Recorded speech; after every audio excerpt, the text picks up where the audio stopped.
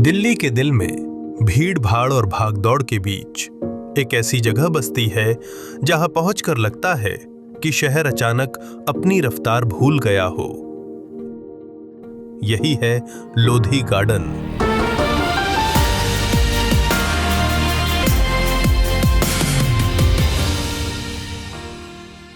Lodhi garden is one of my favorite place, क्योंकि यहाँ पर आकर मैं अपनी क्रिएटिव फील्ड के बारे में कुछ सोच पाता हूँ, कुछ अपने थिएटर के प्रोडक्शंस के बारे में लिख पाता हूँ। अगले नाटकों का चयन मैं अक्सर यहाँ बैठकर करता हूँ। तो एक तरीके की ऐसी वाइब है जो आपको एक क्रिएटिव माइंडसेट प्रदान करती है। जहाँ तक मेरा अनुभव रहा है लोधी गार्डन को लेकर, तो it's like a creative atmosphere for me, ताकि मैं अपने काम सहजता से इधर बैठकर कर पाऊँ। हवा की ठंडक, पेड़ों की छांव और मिट्टी से उठती पुरानी खुशबू, हर चीज यहाँ किसी पुरानी याद जैसी महसूस होती है। ये सिर्फ एक पार्क नहीं, बल्कि वक्त के उस दरवाजे की तरह है जहां अतीत और वर्तमान हाथ मिलाते दिखाई देते हैं। पर यहाँ आकर आपको चिड़ियाओं की आवाज़ आती है, सूरज का चकता पड़ता है, चेहरे पर हवा पड़ती है, पेड़ के नीचे इनके सानिध्य में बैठकर आप अपने जीवन के बारे में निरीक्षण कर पाते हो। तो ये एक ऐसी जगह है जहाँ पर आप अपने आप से मिल जाते हो। इसलिए चाहे आप किसी भी फील्ड से हैं, एक कोना, एक वक्त आपको हमेशा अपने लिए ऐसे पार्क में ढूंढना चाहिए। इस बाग की असली पहचान इसके सदियों पुराने मकबरे हैं, जो दिल्ली की लोधी सल्तनत की सबसे अहम निशानियां हैं। सबसे पहले नजर पड़ती है मोहम्मद शाह के भव्य मकबरे पर।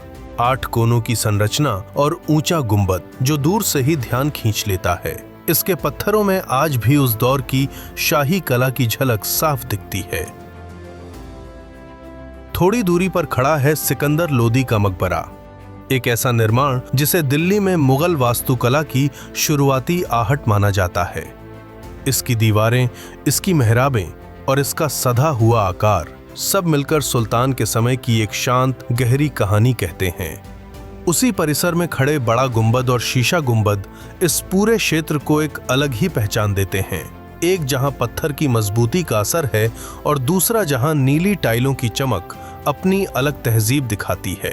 लेकिन लोधी गार्डन की सुंदरता सिर्फ उसके इतिहास में नहीं, उसकी रोजमर्रा की जिंदगी में भी है।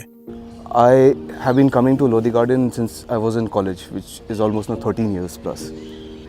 And the reason I come to Lodi Garden is because it's a very peaceful place. यहाँ आके मैं अपना काम करता हूँ, जो भी क्रिएटिव प्रोसेस होता है थिंकिंग का या लिखने का, वो हो जाता है आराम से। एंड यहाँ पे टूरिस्ट होने के बावजूद भी इतना शोर शराबा नहीं है compare to other touristy spots.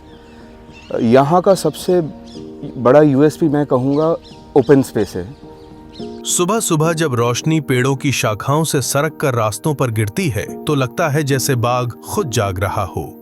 योग करते लोगों की गहरी सांसें और चारों तरफ उड़ते रंग बिरंगे पंछी, ये सब मिलकर इस जगह को शहर का सबसे शांत कोना बना देते हैं।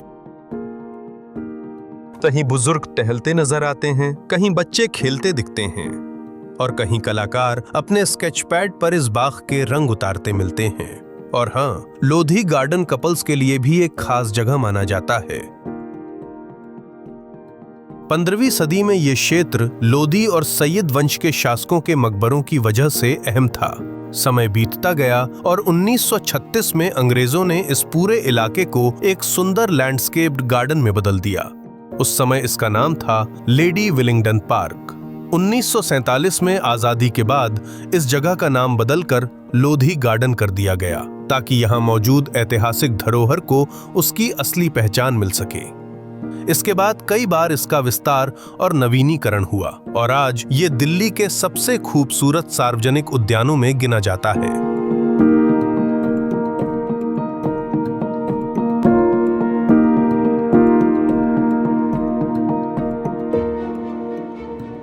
लोधी गार्डन, इतिहास में डूबा हुआ लेकिन हर पल जिंदा।